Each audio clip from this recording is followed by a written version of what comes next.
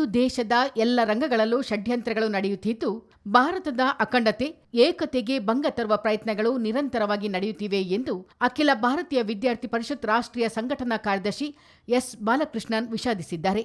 ಮಡಿಕೇರಿಯ ಗೌಡ ಸಮಾಜದ ಸಭಾಂಗಣದಲ್ಲಿ ಏರ್ಪಡಿಸಿರುವ ಎಬಿವಿಪಿ ಕರ್ನಾಟಕ ದಕ್ಷಿಣ 45ನೇ ಪ್ರಾಂತ್ಯ ಸಮ್ಮೇಳನದ ಉದ್ಘಾಟನಾ ಸಮಾರಂಭದಲ್ಲಿ ಮುಖ್ಯ ಅತಿಥಿ ಸ್ಥಾನದಿಂದ ಮಾತನಾಡಿದ ಬಾಲಕೃಷ್ಣನ್, ಲವ್ ಜಿಹಾದ್, ಕಾರ್ಡ್ ಜಿಹಾದ್, ವೈಟ್ ಕಾಲರ್ ಭಯೋತ್ಪಾದನೆ ಇತ್ಯಾದಿ ಷಡ್ಯಂತ್ರಗಳು ಭಾರತದ ಯುವ ಸಮೂಹಕ್ಕೆ ಸವಾಲಾಗಿ ನಿಂತಿದೆ ಎಂದರು. ಸೂಪರ್ ಪವರ್ ರಾಷ್ಟ್ರಗಳು ಭಾರತವನ್ನು ಕುಗ್ಗಿಸುವ ಪ್ರಯತ್ನಕ್ಕೆ ಕೈ ಹಾಕಿವೆ ಎಂದ ಅವರು, ದೇಶದ ವಿವಿಧ ರಾಜ್ಯಗಳ ಬಹುತೇಕ ವಿವಿಗಳಲ್ಲಿ ಎಬಿವಿಪಿ ಗೆಲುವು ಸಾಧಿಸಿರುವುದು ದೇಶದ ರಚನಾತ್ಮಕ ಅಭಿವೃದ್ಧಿಯ ದೃಷ್ಟಿಯಿಂದ ಮೈಲಿಗಲ್ಲು ಎಂದರು.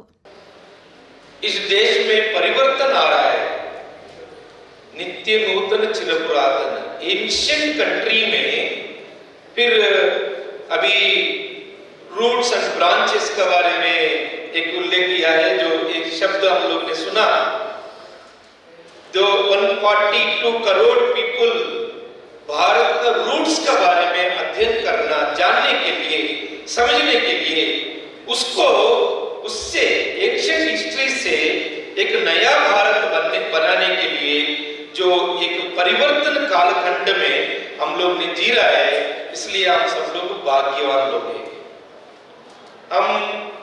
हम सब लोग को मालूम है, इस देश के लिए लाखों करोड़ लोग ने एक यज्ञ संकल्प लेकर के यज्ञ का जैसा उनका जीवन को समर्पित करके इस राष्ट्र का उत्थान के लिए 100 ईयर्स से जो जिस संगठन ने काम कर रहा है, उसी संगठन का 100 वर्ष है. ದೇಶವು ಪರಿವರ್ತನೆಯ ಹಾದಿಯಲ್ಲಿ ಮುನ್ನಡೆಯುತ್ತಿದ್ದು, ಈ ಅಮೂಲ್ಯ ಕಾಲಘಟ್ಟದಲ್ಲಿ ನಾವಿರುವುದು ಸೌಭಾಗ್ಯವೇ ಸರಿ. ಭಾರತವನ್ನು ವಿಶ್ವಗುರುವಾಗಿ ಮಾಡುವ ಕೈಂಕರ್ಯಕ್ಕೆ ಪೂರಕವಾಗಿ ಎಬಿವಿಪಿಯು ಶ್ರಮ ವಹಿಸುತ್ತಿದೆ. ನಮ್ಮನ್ನು ಗುಲಾಮಗಿರಿಗೆ ಒಡ್ಡಿರುವ ಮೆಕಾಲೆ ಶಿಕ್ಷಣ ಪದ್ಧತಿಗೆ ಪರ್ಯಾಯವಾಗಿ ರಾಷ್ಟ್ರೀಯ ಶಿಕ್ಷಣ ನೀತಿ ಜಾರಿಯಾಗಿದೆ. 2035ರ ವೇಳೆಗೆ ಈ ನೀತಿಯ ಪರಿಣಾಮಕಾರಿ ಅನುಷ್ಠಾನಕ್ಕೆ ಎಬಿವಿಪಿ ಕಂಕಣಬದ್ಧವಾಗಿದೆ ಎಂದು ಬಾಲಕೃಷ್ಣನ್ ಹೇಳಿದರು.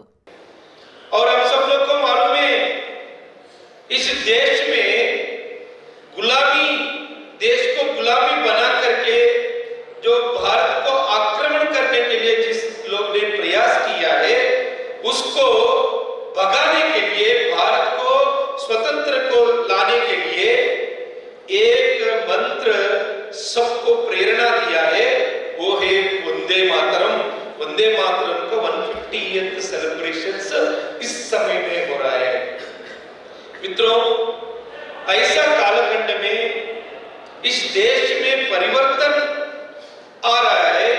परिवर्तन का एक उत्प्रेरक नाते राष्ट्रीय स्वयंसेवक संघ हो, अखिल भारतीय विद्यार्थी परिषद हो, ऐसा संगठन इसका इस देश में जो 365 डेज 24 आवर्स इस देश के लिए एक संकल्प लेकर के काम कर रहा है.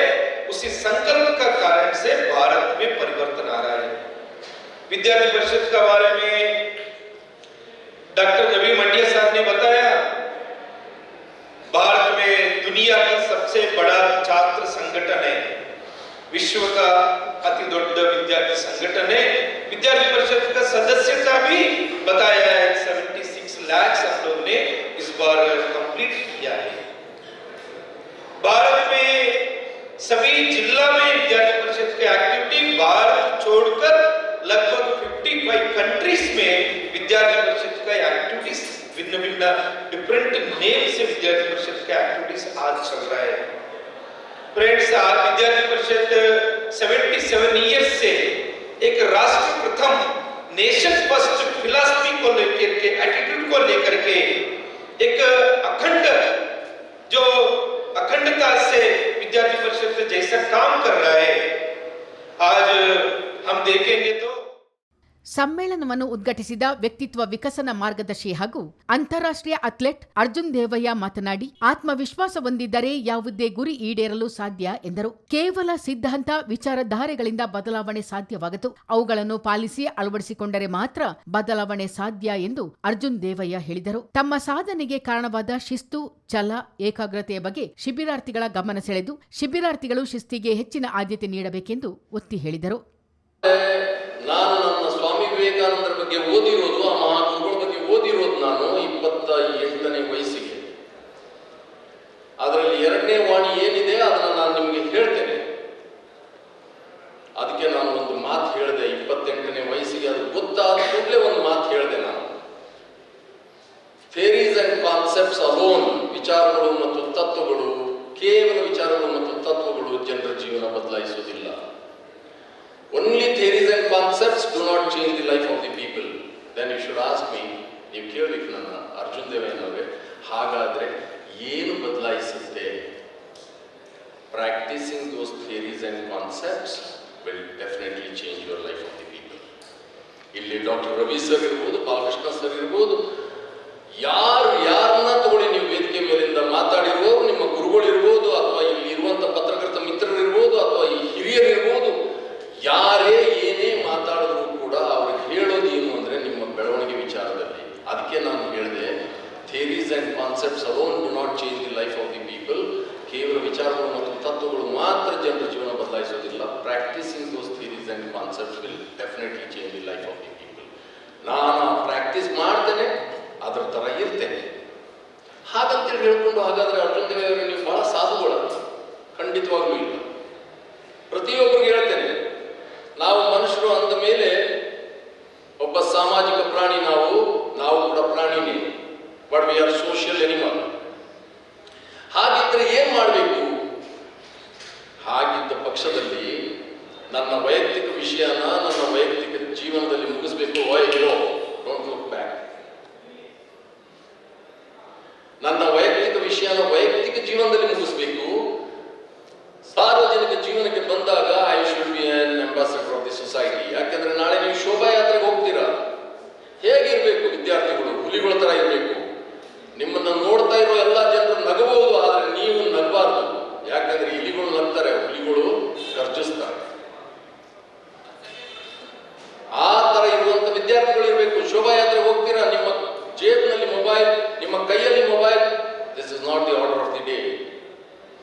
ಒಂದು ನೋಡಿರುವಂತ ಮಗು ಅನ್ಕೊಳ್ಬೇಕು, ನನ್ನ ಅಣ್ಣ, ನನ್ನ ಅಕ್ಕ ಅಥವಾ ನನ್ನ ಸ್ನೇಹಿತ ಯಾರೋ ಒಬ್ರು ಯಾವ ರೀತಿ ಡಿಸಿಪ್ಲಿನ್ಡ್ ಆಗಿದ್ದಾರೆ. ಈ ರೀತಿ ಶೋಭಾಯಾತ್ರೆ 2 ಗಂಟೆ ಮಾಡುವಾಗ ಶೋಭಾಯಾತ್ರೆಯಲ್ಲಿ ನಾನು ಪಾಲ್ಗೊಳ್ಬೇಕು ಅನ್ನೋಂಥ ಭಾವನೆ ಬರಬೇಕು. I know that today mobile is order of the day. ಆದ್ರೆ ನೀವು ಏನು ನಿಮ್ಮ ಸಾರ್ವಜನಿಕ ಜೀವನದಲ್ಲಿ ಯಾವಾಗ ಏನು ಮಾಡಬೇಕು ಅನ್ನೋಂಥದ್ದು ಗೊತ್ತಿರಬೇಕು. ಅದೇ ನಿಮ್ಮ ಗುರುಗಳಿಗೆ ಅಥವಾ ಮೇಲ್ಗಡೆ ಇರೋರಿಗೆ, ವೇದಿಕೆ ಮೇಲೆ ಇರೋರಿಗೆ, ಪತ್ರಕರ್ತ ಮಿತ್ರರಿಗೆ ನಾನು ಹೇಳಲಿಕ್ಕೆ ಇಷ್ಟಪಡೋದಿಲ್ಲ. ಯಾಕಂದ್ರೆ ಅವರಲ್ಲಿ ಒಂದು ಕಾರ್ಬಾರ ಇರುತ್ತೆ. ನನ್ನ ಕಾರ್ಬಾರ ಏನು? ನಾನು ನಿಮಗೋಸ್ಕರ ಬಂದಿದ್ದೇನೆ. ನನ್ನ ಕರ್ತವ್ಯ ಇಷ್ಟೇ, ನನ್ನ ಮೊಬೈಲ್ ರಿಂಗ್ ಆಗಬಾರ್ದು. ವೇದಿಕೆಯಲ್ಲಿ ಎಬಿವಿಪಿ ದಕ್ಷಿಣ ಪ್ರಾಂತ ಅಧ್ಯಕ್ಷ ಡಾಕ್ಟರ್ ರವಿ ಮಂಡ್ಯ, ಪ್ರಾಂತ ಕಾರ್ಯದರ್ಶಿ ಪ್ರವೀಣ್ ಎಚ್ಕೆ, ಲೆಕ್ಕ ಪರಿಶೋಧಕ ಹಾಗೂ ಸ್ವಾಗತ ಸಮಿತಿ ಅಧ್ಯಕ್ಷ ಈಶ್ವರ್ ಭಟ್, ಪ್ರಧಾನ ಕಾರ್ಯದರ್ಶಿ ರಮೇಶ್ ಹೊಳ್ಳ ಮತ್ತು ಸಂಘಟನೆಯ ರಾಷ್ಟ್ರೀಯ ಕಾರ್ಯಕಾರಿಣಿ ಸದಸ್ಯರಾದ ಮಂದಾರ ಉಪಸ್ಥಿತರಿದ್ದರು.